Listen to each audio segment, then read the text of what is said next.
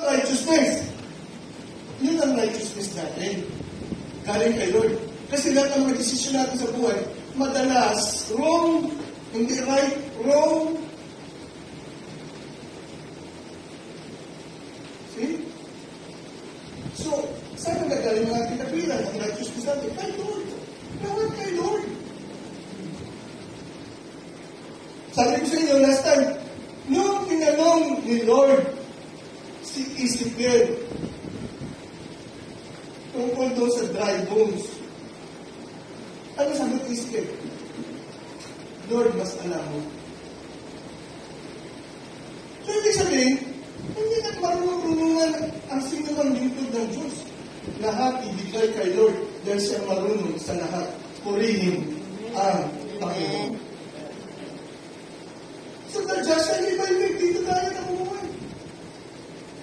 Sabi ni Lord Jesus, man, nasa ito yung prayer na Lord, may every word that proceeded out from the mouth of God.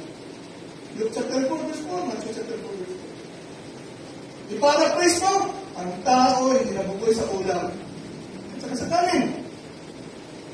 Kundi sa salita ng Diyos. Kaya basahin niyo yung Bible niyo. Mag-type kayo parati kay Lord. Hindi yung pera. Sabi sa Bible, type all.